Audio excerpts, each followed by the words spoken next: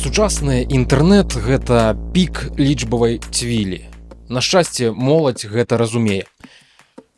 Так, я гучу як дзед, але раней было лепей. Сучасны інтэрнэт скраціўся да жменькі пляцовак, чые алгарытмічныя стужкі робяць з нас закладнікаў бясконцага дум-скролінгу. Дурнаватыя відэа, рэкламныя прынады і ружовыя кавалачкі чужога жыцця.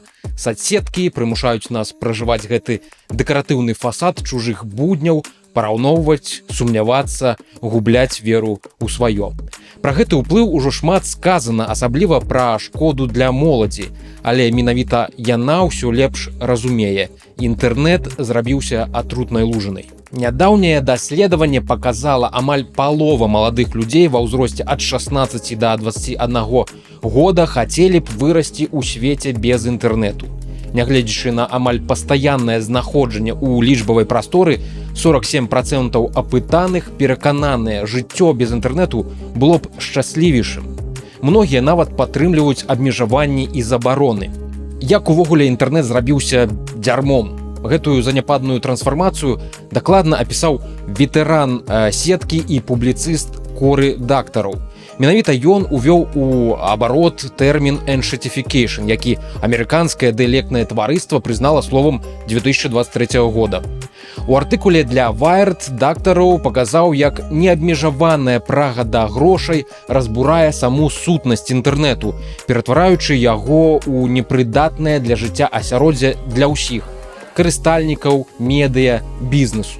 Сутнасць гэтага механізму ў наступным.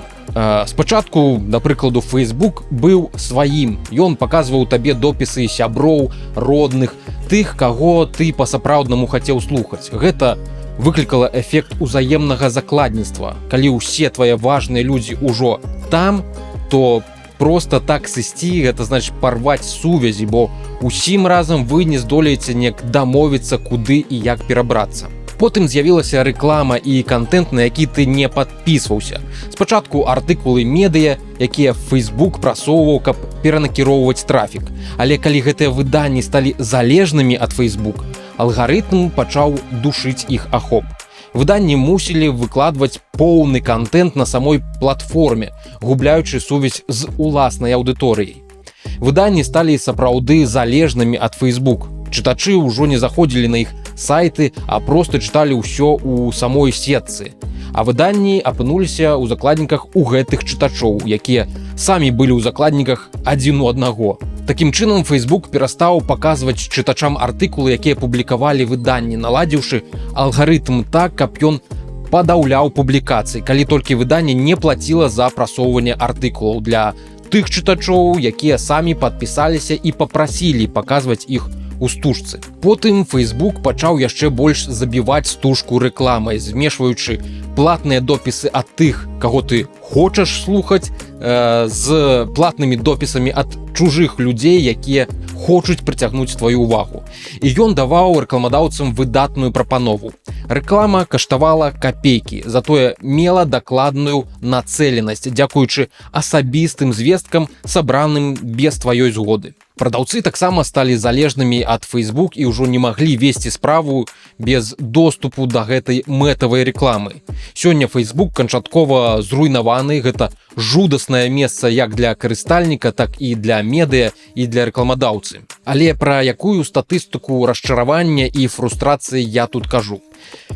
Для мяне ў сярэдзіне нулявых інтэрнэт гэта было чароўнае месца з блогамі пра фэнтазі, фанацкімі суполкамі па перакладу Гарры Поттера, гасцявымі старонкамі, RSS-рыдарамі, квіп-гутаркамі, калі вы такое памятаеце, і гульнявым форумам віртуальных радасцей.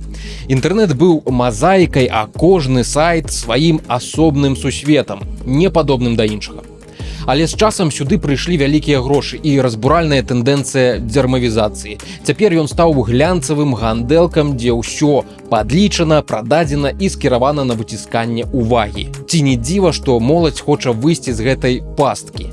Новае пакаленне вырасла сярод лічбавай цвілі, і брытанскае даследаванне адлюстроўвае гэта глыбокае расчараванне маладых у тым, як інтэрнэт уплывае на іх псіхалагічны стан. Перапынак на кароткую рэкламу мяне. Я Віталій Ляхновіч і нядаўна запусціў сайт, які вас запрашаю наведаць. Там можна знайсці тэхнадайджэст «Невідзік», тэкставыя версіі, відэа з дадатковымі матэрыяламі і крыніцамі, асабістыя запісы з закрытага блогу.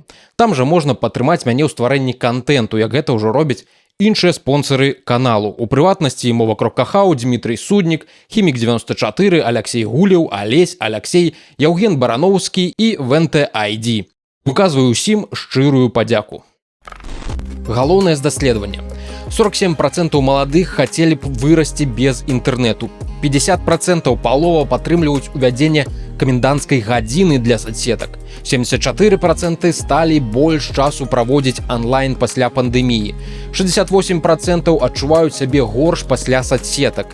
42% хлусяць бацькам пра сваю дзейнасць у інтэрнэце. 40% маюць фэйкавыя або запасныя аккаунты. І 79% хочуць, каб тэхналагічныя кампаніі былі абавязаныя забяспечваць прыватнасць і бяспеку. Прытым яшчэ цікава гендерныя адрозненні ў гэтым даследаванні. 37% дзяўчат сутыкаліся з онлайн-булінгам супраць 28% хлопцаў. 85% дзяўчат часта параўноўваюць сябе з іншымі.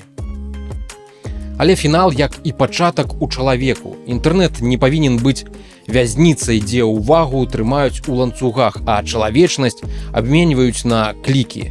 Пакуль моладзь яшчэ марыць пра іншы свет, свет без бясконцай стужкі, без алгарытмаў, што кіруюць нашымі паводзінамі, надзея жыве. Можа, менавіта іх стома, іх нязгода стануць першым крокам да новай эры, дзе тэхналогіі будуць служыць чалавеку, а не панаваць над ім. Але гэта магчыма толькі тады, калі чалавек гатовы зрабіць гэты крок за межы алгарытму.